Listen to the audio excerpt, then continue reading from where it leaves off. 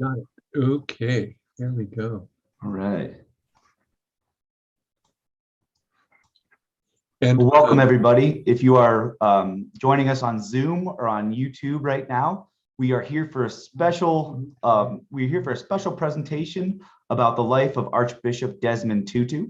He was a powerful force for nonviolence in South Africa's anti-apartheid movement, and he was awarded the Nobel Peace Prize for his effort in 1984. My name is Chris LaFuria from Edinburgh University's Communications Office, here with Dr. Stephen Sullivan, who will be our presenter today. Just a little bit of a background, Archbishop Tutu, he used his spirited oratory to help bring down the apartheid in South Africa and was a leading advocate for peaceful reconciliation under Black majority rule. He died on December 26, 2021 in Cape Town. He was 90 years old and had battled cancer since 1997. Dr. Sullivan arrived at Edinburgh University in 2004 and has taught a wide variety of philosophy courses, his favorites being courses in ethics, philosophy of religion, and feminist philosophy. His primary research interests lie in ethics and philosophy of religion, and especially in their intersection in the issue of the relationship between morality and religion. Just a little bit of housekeeping before Dr. Sullivan gets started. If you do have questions throughout, there will be a question session afterwards. So if you have questions, please submit them in the Zoom chat or in the comments on YouTube. We will have just a little presentation and then the question and answer session. This will be available on YouTube. After this is done, it will be published permanently. So if you missed the show or you want to go back and rewatch, you can go ahead and do that. It will be available on Edinburgh or on youtube.com/EdinburghU. So without further ado, I'm going to turn it over to Dr. Sullivan. This is Archbishop Desmond Tutu in memoriam. Thank you, Chris. It is good to be here, even if only virtually. It's an honor, in fact, for me to be a part of Black History Month in the presentations, the events of this month. Archbishop Tutu is one of my personal heroes, and I'm glad to honor him today. I'll talk about his life and achievements in this presentation, also about his ethical and political commitments, and finally, about his character and even his personality, briefly. So let me start with his life and achievements. He was born in 1931 into a poor Black family in South Africa. His father was a teacher and his mother a domestic worker. He was sickly at birth and battled polio, which left him with a withered hand, and later also tuberculosis. He never grew taller than 5'4". He was a small man, but a formidable one. His greatest early influence, by the way, was a white Anglican priest who was an anti-apartheid activist named Trevor Huddleston. And he first met Reverend Huddleston when he saw the Reverend doffing his hat to Tutu's mother, a rare gesture of respect from a white person to a Black one during apartheid in South Africa. In his early adulthood, he became interested in becoming a doctor, and he qualified to study medicine in university. But because of his family's poverty, he couldn't afford the tuition, couldn't get a scholarship. He went into teaching instead, and indeed taught English and history for about 3 years. But he gave up teaching after the passage by the South African government of the 1953 Bantu Education Act, which confined Black students to inferior educations. Tutu gave up teaching. I mentioned that. Moving on. He entered, instead of teaching, entered the Anglican Ministry, and became ordained in 1960. Notice, by the way, the parallel with Martin Luther King Jr., who also was ordained as a Baptist minister in his case in the 1950s. And Tutu studied theology in South Africa and also at English colleges. He became, in fact, a theology professor and a scholar, published a number of books and articles over the course of his life. And he was influenced not only by African theology in South Africa, but by the Black consciousness movement in the same country, and also by Black theology from the US and liberation theology from Latin America. He first became involved in the anti-apartheid movement in the 1960s, the late 1960s, most notably at the Fort Hare protest of 1968. There were protesters who were praying in a protest that had been forbidden by the police.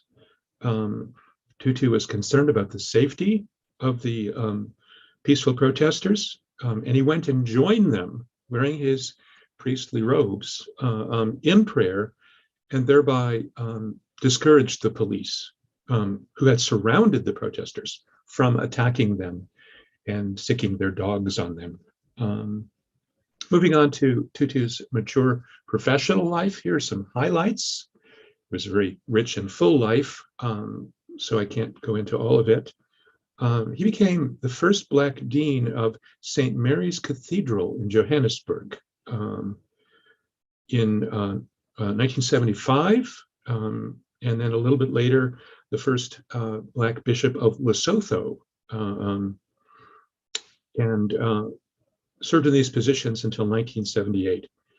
And at that time, he began speaking out on racial justice issues and openly supporting an international economic boycott of South Africa on account of apartheid, a boycott that I should note ended up being perhaps the main driving force in convincing the South African government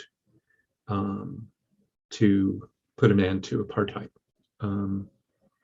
Tutu also became the General Secretary of the South African Council of Churches, SACC, by the way, from 1978 to 1985. He tells us this about that body, the SACC. This is his description of it. We in the SACC believe in a non-racial South Africa where people count because they are made in the image of God. So the SACC is neither a Black nor a white organization. It is a Christian organization in favor of the oppressed and the exploited ones of our society. And he, in running that organization, he reoriented it toward human rights advocacy, especially, but not only concerning apartheid. And this won him international recognition. And indeed, he traveled the world during the 80s, especially, drumming up support for an economic boycott of the South African government and international support for ending apartheid. Of course, part of the recognition he got, as Chris mentioned, was his being awarded the Nobel Peace Prize in 1984 for his, quote, role as a unifying leader in the campaign to resolve the problem of apartheid in South Africa, end of quote. Those are the words of the Nobel Committee that gave him this award. I have another footnote to check out here. Back to Tutu's travels. He did travel across the world in the 1980s, as I mentioned, to mobilize support for anti-apartheid sanctions against the South African government. These travels had a major impact, as I've implied already. And I should note that in the US, Tutu became very popular. He became known, interestingly enough, as sort of the Martin Luther King of South Africa. And his visits to the US and his many speeches even led a Republican Congress to pass anti-apartheid sanctions over the veto of President Ronald Reagan, who was in fact very friendly with the racist, semi-fascist government of South Africa. Tutu actually met with Reagan and attempted without success to convince him to support the anti-apartheid sanctions, and later described him as a thoroughgoing racist.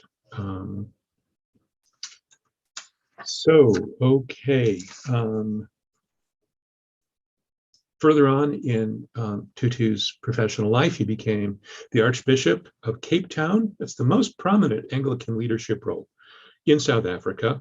Again, he was the first Black Archbishop. And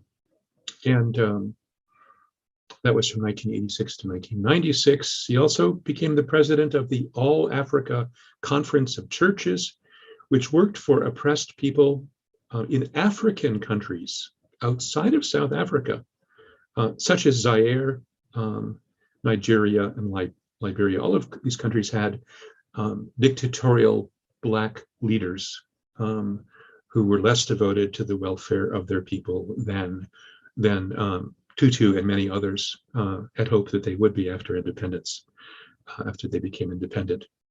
And then finally, in this account of the major roles that Tutu played in his mature professional life, he was appointed by Nelson Mandela after the fall of apartheid in the early 90s, appointed to be the chair of the Truth and Reconciliation Commission in South Africa, which ran from 1996 to 1998. The emphasis of this commission was on restorative justice.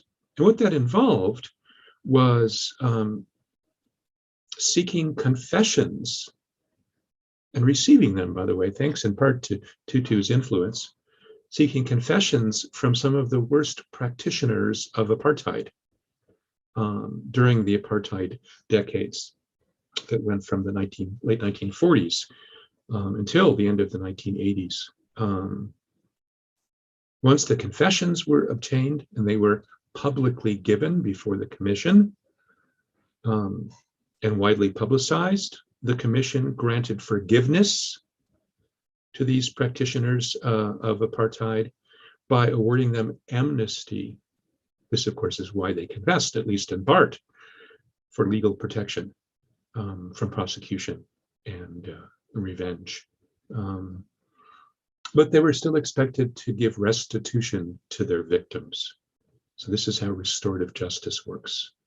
Confession, forgiveness, restitution. It's a special kind of justice that Archbishop Tutu championed. Later in his life, from 1999 to 2017, when he was, by the way, plagued by health issues, including the cancer that eventually killed him, the cancer that Chris mentioned, Tutu's activities continued, even after his 2010 retirement, in public support of human rights across the world. He was especially vocal in his support for gay rights and same-sex marriage, despite official Anglican opposition. That's his own Protestant denomination, right? To gay rights and same-sex marriage. The 1998 Lambeth Conference of Anglican Bishops reaffirmed the condemnation of gay sex that was a part of Anglican teaching, after which Archbishop Tutu said, "I'm ashamed to be an Anglican." That's a quote. Tutu offered related support for the struggle against HIV/AIDS, which of course was a pandemic that took millions of lives across the world, especially of LGBT people. And he criticized leaders such as the South African president, Thabo Mbeki, for being indifferent to the struggle against AIDS because of their homophobia. He also criticized, very controversially, Israel for its treatment of Palestinians in the occupied territories of Gaza and the West Bank. And Tutu compared, this was not received well, this Israeli treatment of Palestinians to apartheid, deeply resented by many American Jews and by many Israelis. That accusation, by the way, of apartheid continues to this day.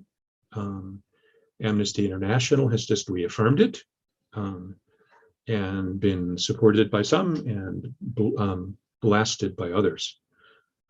Sensitive issue. Tutu did support international sanctions against Israel for its treatment of Palestinians, even while he affirmed, this is important, Israel's right to exist. He was not anti-Israel. but he was a harsh critic of Israeli treatment of Palestinians, especially in Gaza and the West Bank. As I've sort of implied before, Tutu was not reluctant to criticize Black governments that he thought were doing wrong by their own people. In particular, he criticized the corruption and incompetence of the African National Congress, the ruling party of South Africa to this day, especially under Prime Ministers or Presidents Thabo Mbeki and Jacob Zuma, two very corrupt leaders. Again, his criticism was not well received by Black supporters of these Black leaders of South Africa in the African National Congress. He criticized other African governments for their misrule, even when they had Black leaders, as they generally did outside of South Africa. Zimbabwe, for example, after winning its independence through a difficult revolution led by Robert Mugabe, turned into a dictatorship run by Robert Mugabe, who had been a hero for years as a radical opponent of Zimbabwe's version of apartheid, but who turned into a brutal dictator who brutalized his own people. Tutu criticized Mugabe repeatedly, and then criticized South African leaders for supporting Mugabe. Tutu also criticized the Chinese government for its oppression of the people of Tibet, and became friendly, I believe, in that way with the Dalai Lama, the spiritual leader of Tibet. And he criticized as well the Myanmar government for its persecution of the Rohingya Muslim minority, mass rapes and killings by the Myanmar army of these members of this persecuted minority, many of whom have had to flee the country because of the persecution there. Ethnic cleansing is a term that's been used a lot internationally for this brutal persecution of the Rohingya minority. The US was not immune to criticism from Archbishop Tutu. He criticized the treatment of suspected terrorists detained at Guantanamo and reportedly tortured there. And I've forgotten the other piece of criticism of the US that I had meant to mention, and I apparently did not write that down. Finally, Tutu expressed public support. This was controversial from an Anglican archbishop for legalizing assisted suicide, something that's been done, by the way, in some European countries and some American states, beginning with Oregon. He expressed public support for divestment from and boycotts of fossil fuel corporations on account of his concern for climate change and his assistance to groups that were struggling to reduce it, to fight it. Those are among the many things that Tutu did during his years in his the last part of his life, even after retiring. And these activities give you some idea of his ethical and political views, to which I want to turn right now. So let me talk more explicitly about his ethical and political values and commitments. Some of these are obvious, some maybe not so much. Obviously, Tutu is a big believer in racial equality. But he also stressed, in the way that not all defenders of racial equality did, the importance of interracial cooperation and interracial harmony. And he was criticized for this by some Black activists in South Africa who were against working with white allies in the struggle against apartheid.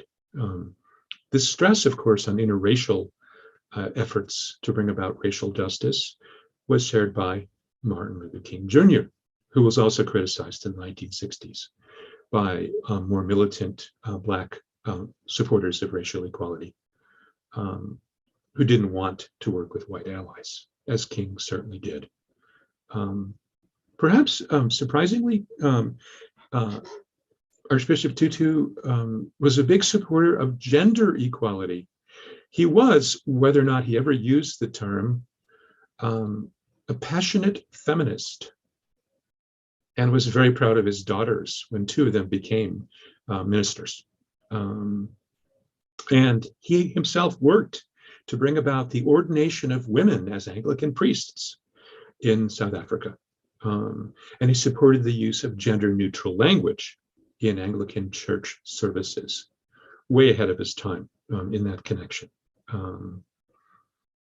And he also became very well known for his work on behalf of the value of equality for gay people in society and also in the priesthood.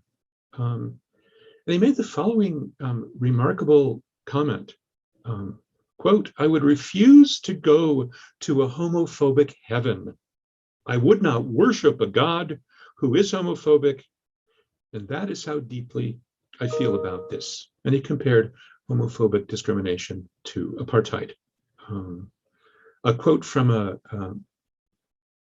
Christian journalist since the death of Archbishop Tutu, David Messenbring, says the following, quote, "Within South Africa's socially conservative churches, Tutu's leadership effectively eroded gender and LGBTQ discrimination earlier than anywhere else on the African continent and many places beyond it." End of quote. By the way, one of Tutu's daughters, one of the ministers, in fact, is gay, and he strongly supported her marriage to another woman.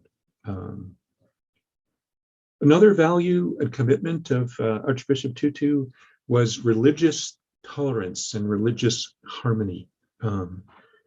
Tutu was put in charge of Nelson Mandela's part of Nelson Mandela's 1994 presidential inauguration after Mandela was released from prison, finally after decades of imprisonment, 28 years, I believe, 27 years, and was invited by Mandela to be in charge of the religious component of the inauguration. And the expectation, I think, in many quarters was that it would be only Christian ministers who would take part in the inauguration. But Tutu made a point of inviting not only Christian, but Jewish, Muslim, and Hindu clergy to the inauguration, to take part in the inauguration ceremony. By the way, Dr. King was also a big supporter of tolerance in religion and appreciated the assistance and the friendship of not just Christian, but Jewish and other leaders in the 1960s in the US.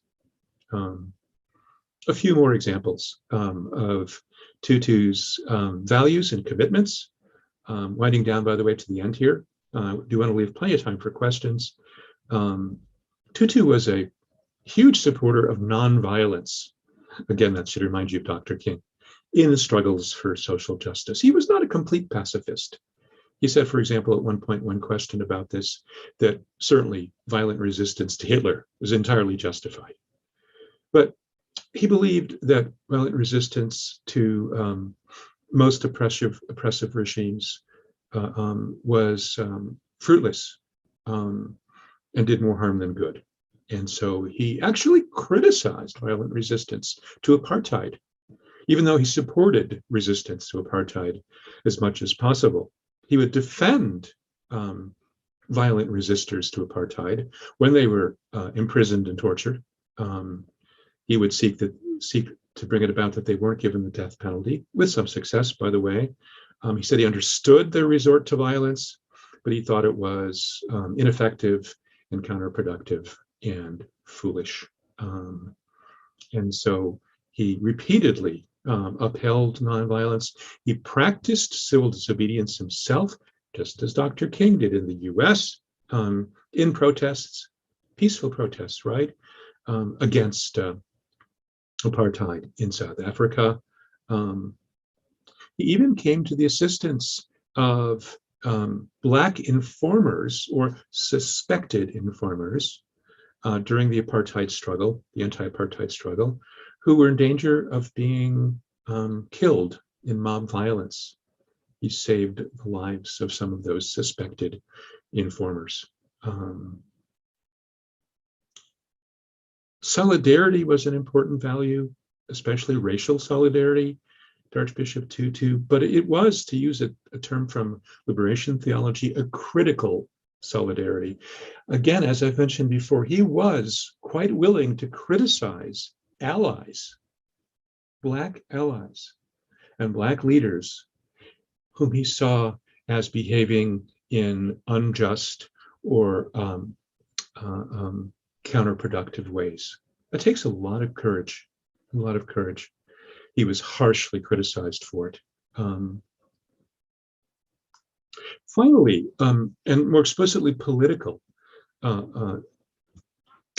value, Tutu, in the end, described himself, just as Martin Luther King did, by the way, in 1967, as a democratic socialist. He was pretty disgusted by capitalism. He saw it as hopelessly committed to a dog-eat-dog mentality that just created misery. So he'd given up on capitalism. By the same token, or on the other hand, I should say, he was a harsh critic of communism, that is, of communist versions of socialism, which are inherently undemocratic and in practice invariably oppressive. He compared the oppressiveness of communism, of communist governments, to the oppressiveness of apartheid. He was also somewhat dismayed by the atheism that was orthodox, was standard, that is, for communists in communist regimes. So the last topic I want to get to is the character and personality of Archbishop Tutu. I know I'm running out of time, so I'll be brief. You can tell from my description of his life and activities, this was an extremely compassionate man, especially given the range of activities he engaged in support of human rights across the world. He was well known for his courtesy to everyone, including adversaries, and including as well, by the way, the servants, the bellhops and maids that were sent to serve him. He always thanked them for their work for him, was kind to them. It may be clear already as well that Archbishop Tutu was an extraordinarily brave man in two ways. He showed physical courage in interposing himself between police who were often violent in South Africa. These were all white police, or mostly white police, on the one hand, and peaceful protesters on the other. He risked his life in doing that. And he also waded into Black mobs of angry protesters who were about ready to lynch, basically, suspected informers. And he put his life on the line for those suspected informers, and survived. Was such a figure of respect and admiration that he was able to do this, sometimes by himself, with no help, wading through thousands of people to get to these highly endangered informers. Great physical courage. He also, by the way, conducted his anti-apartheid activities in the face of numerous death threats, rumors of assassination plots, and dangers of imprisonment and torture. There was moral courage involved as well as physical courage in his practice of what I've called critical solidarity. It takes moral courage to speak up in unpopular ways, so as to support what you believe in, even when it involves criticizing allies. And then last of all, this was an incredibly warm, charming man by all accounts. He was also really funny, witty. If I had more time, I'd give some examples, but I'm going to leave it at that. Conclusion, what an extraordinary human being. We are lucky that he graced this planet for 90 years. And I see him as the Martin Luther King of South Africa. Thanks very much. And back to Chris. All right. A couple questions for you. As I was listening to you, thank you, by the way, for that presentation. Very fascinating individual. Like you said, the Martin Luther King Jr. of South Africa. But oftentimes, as with any leader that comes to prominence like that, fighting over somewhat controversial topics, you're bound to make enemies, as you mentioned. But some of the enemies came from people that had similar viewpoints as him. I was reading a couple articles on how he people in the Black majority in South Africa almost criticized him for being too lenient with the former apartheid leaders and the white leaders, almost saying that he was too moderate. Yes. Do you think that was a real issue of being too moderate? Do you think his background as a religious leader kind of led him to be quote unquote more moderate, or do you think there are some things that he could have done differently? Like he did denounce apartheid and fought against it, but do you think the criticism of him as not being strict enough with them is just, or do you think what he did was appropriate for the situation? It's a tough call to make. You could ask the same question about Gandhi, and you could ask the same question about Dr. King. My own personal opinion, and it's just my opinion, and I respect the right of others to disagree, especially in the Black community, is that his moderation was what was needed, and that he and Nelson Mandela helped avert a bloodbath.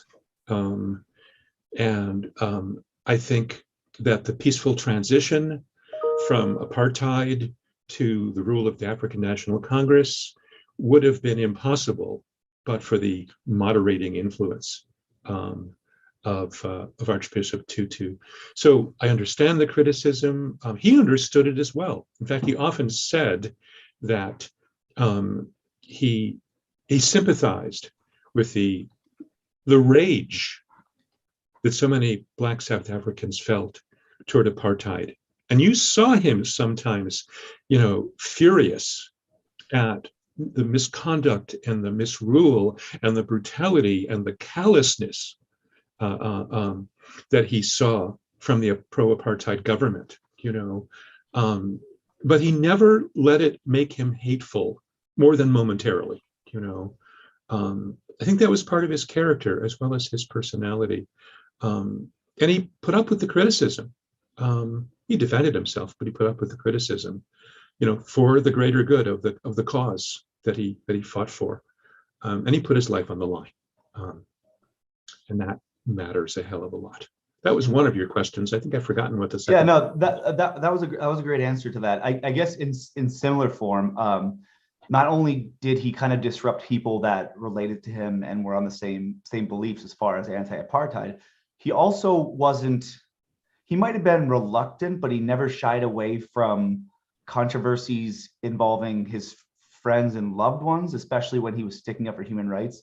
Yes. I read an article about how he laid charges against his granddaughter for property damage. And then there was the controversy with him and Winnie Mandela when there was the violence with the Mandela Football Club. So almost to the point where he found himself, whether it was political or not, he wasn't on the guest list for Mandela's funeral. So I guess talk about, how he was, like you said, he was a compassionate person. He was a spirited orator, but he also didn't shy away from, ruffling feathers when it came to believing, when it came to promoting what he truly believed in. That's his moral courage, as I described it. You could also call it his integrity. When his granddaughter was misusing church funds, he called her out. She wasn't going to get off because she was a relative, right? No nepotism here, and I guess the Mandela funeral was in 2011, and he was frozen out apparently. At least initially he was.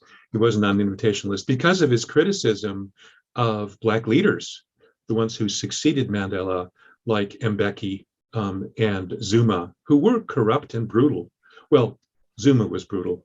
I didn't know much about his connection to Winnie Mandela. I know they actually cooperated effectively at one point, but Winnie Mandela encouraged Black mobs to lynch suspected informers. She had a group of Black football players who were her personal bodyguard and who beat people up. They beat up Black South Africans who were, for this or that reason, disapproved of by Winnie Mandela, who was no Nelson Mandela in her commitment to ending apartheid in humanitarian and effective ways.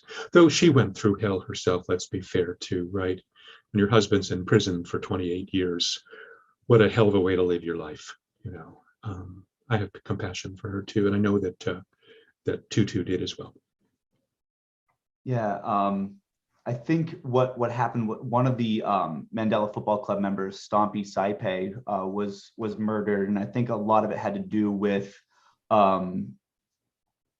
the football club itself, or it was murdered by one of the football clubs, and the murderer, who was eventually caught and convicted, he claimed he had acted on orders from Mandela, and whether that was found out or not, I believe that's still unclear. But I think where Tutu came in is he basically said, you know, you need to apologize. You need to say a public apology over this. And I believe Winnie never did or never wanted to. So that kind of led to that that commotion. And later on in his life, he basically called out the Mandela family for a lot of their infighting and kind of begged them to resolve a lot of their situations. So he definitely was, you know, he was very tactful and appropriate in his approach. He just, like you said, it was his integrity, and he, you know, fought for what he believed was right. I think it's interesting that the point you brought up about standing up for LGBTQIA rights with his own daughter, who left the church instead of losing her license. And that was, I think, in 2015, 2016. And then a couple years later, I believe I think there was actually, you know, codified theological support for same-sex marriages around 2015. And in South Africa, same-sex marriage was legal in 2006. So I think a couple of years later, in 2018, is when it became official that same-sex marriage is what was accepted in that church. Gotcha. So how much do you think Archbishop Tutu's legacy and his fight, how much do you think that contributed to the church taking a look at it and say, hey, one of our big leaders is really giving us some ideas? How much do you think his influence led to the change in attitudes and change in behaviors of the Episcopal Church?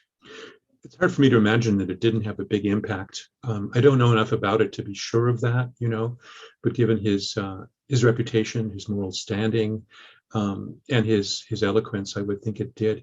Hey, Chris, do we have student questions or any other questions? I don't think so. Oh, we don't. Okay. I do want to encourage any students of mine that are present to add questions. You can also, of course, ask me in class too. There's that. Again, I've been really honored to be a part of Black History Month and this commemoration of Archbishop Tutu. Now, are there any books or articles or publications that you would recommend checking out if people would like to follow up more on the life of Desmond Tutu? I actually hadn't planned to mention any, but I do have a list of some of them. He wrote something like 14 books, and the one that I was going to buy, I have one of his books. I think it's the one called The Rainbow People of God. I've got that one from 1994. But there's another one that seems to cover more ground called The Essential Desmond Tutu, 1997. And I'm going to get that because I don't have time to read all 14 books. So I'm going to get the one book in particular, besides the one I already have, that presumably draws on his best essays. his best sermons and articles, right? Because he did publish scholarly articles. But there are a number of others. And for the record, the 66-page Wikipedia article on Tutu is magnificent. I know some people strongly disapprove of Wikipedia.